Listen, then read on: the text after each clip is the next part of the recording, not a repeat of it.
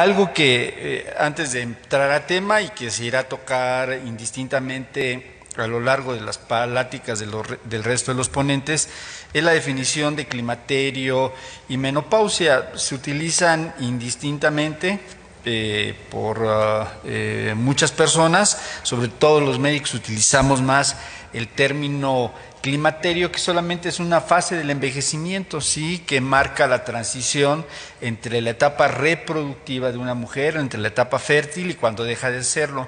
Y la menopausia, pues es una fecha, es un momento determinado en la vida cuando marca la última menstruación.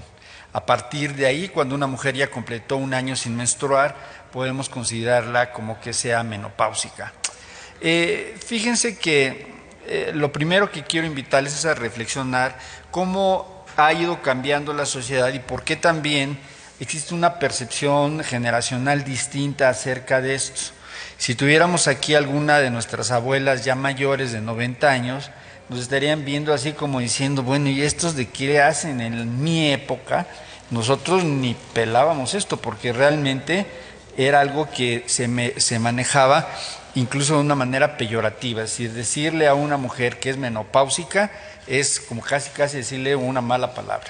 Pero fíjense ustedes cómo ha cambiado la esperanza de vida de la humanidad.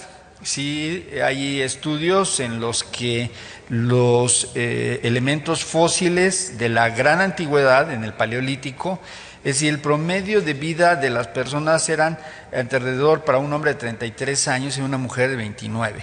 Esto quiere decir que muy pocos llegaban a viejos, ¿sí? En Roma, pues algo más o menos similar, ¿sí? Y en la actualidad, ha venido a ser un cambio dramático. El promedio de sobrevida para un hombre es alrededor de 76 años y en algunos estados, sobre todo en el norte de Europa, las sobrevivencias es hasta los 86 años. ¿Cuál es la esperanza de vida? ¿Por qué es tan importante? Fíjense cómo ha ido cambiando en el tiempo. Acá en México, el promedio de sobrevida de una mujer en 1910 era 42 años. ¿Sí? Se morían muchos jóvenes y esto es porque también hemos perdido un poco la visión de la importancia de la salud en la época actual. Ustedes nada más imagínense, ¿quiénes de las aquí presentes tuvieron una apendicectomía? Le quitaron el apéndice. Bueno, en el siglo XVIII, XVII se hubieran muerto. ¿Sí? ¿Por qué?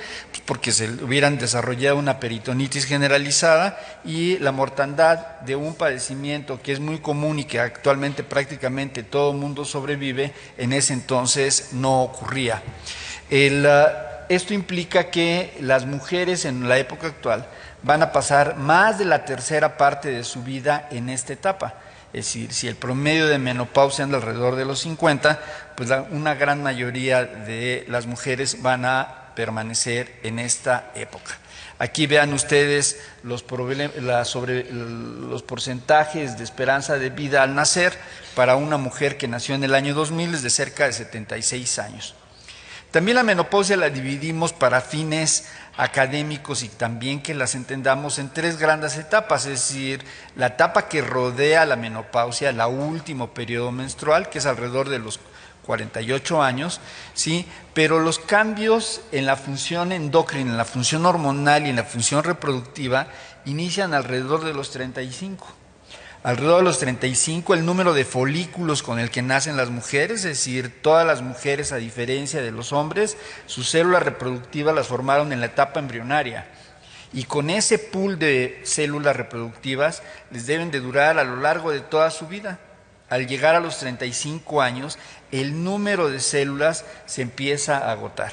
Esto es muy importante porque otro cambio social que ha habido es que ahora las mujeres están empezando a tener hijos muy avanzados los 30 años y entonces casualmente en esta etapa. ¿Hasta cuándo termina el climaterio? Pues arbitrariamente se ha cortado alrededor de los 65 años, pero realmente el proceso de estudio de las mujeres se ha continuado porque después de los 65 años tienen otros factores de riesgo en el cual la medicina preventiva, que es la importante, ¿sí?, va a incidir. La Asociación Mexicana de Estudio del Climaterio hizo un estudio en el año 2010, una encuesta nacional, 4.500 mujeres, y abarcó mujeres desde Tijuana hasta Mérida. el promedio de menopausia de la última menstruación para nuestra población es de alrededor de los 48 años, 47.9 años. La gran mayoría de las mujeres tienen su menopausia natural, es decir, alrededor de un 33%, pero hay un grupo en el cual van a tener su menopausia básicamente porque les quitaron la matriz y los ovarios. El quitar la matriz no tiene una repercusión directa en la función hormonal, pero el quitar los ovarios sí. Este también es un cambio en la conducta. Hace muchos años se hacían histerectomías y se retiraban los ovarios por el riesgo potencial de tener cáncer. Actualmente se ha visto que fue un error. Esto es algo que no se debe de hacer porque sigue teniendo un efecto residual la función hormonal, aunque ya no tengan útero. ¿Por qué acuden a consulta las mujeres en nuestra población? Pues miren, estos son los principales motivos de consulta. Si yo les preguntara a ustedes, ¿por qué creen que una señora que se encuentra en sus 40, 50 años va a acudir al médico relacionado a la menopausia? Pues todas seguramente me dirán, lo que pasa es que tienen bochornos. ¿Por qué? Porque eso hasta el taxista sabe que si la señora trae un abanico, pues seguramente esta pobre mujer trae bochornos, ¿verdad? Pero fíjense que no, o sea, los bochornos se presentan, y aquí le moví algo, los bochornos, ¿sí?, se presentan en alrededor de un 26%, cifra un poco por abajo de la fatiga, el dolor de los músculos y los trastornos del sueño. Es decir, es más común que las mujeres se quejen de eso, ¿sí?, no solamente de bochornos. ¿Qué es lo que pasa? Que todos asumimos que las mujeres tan trabajadoras pues se cansen. Siempre hay un poco una discusión en todas las familias de que si ustedes no tienen que hacer, inventan, ¿verdad? Es decir, ahorita que estábamos aquí, las colegas empezaron a levantar porque había unas tazas ahí que dejaron los de la mañana y se veía muy feo.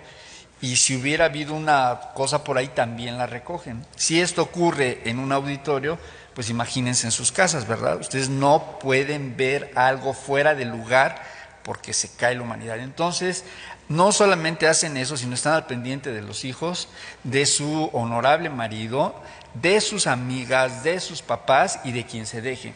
Entonces, la jornada de trabajo de las mujeres es agotadora, porque los hombres, afortunadamente, nosotros no podemos hacer muchas cosas, solamente yo ahorita estoy dando una plática aquí, no me ocupo de ninguna otra cosa más, no sé qué voy a comer, ni qué voy a cenar, ni la despensa, ni el tanque de gasolina.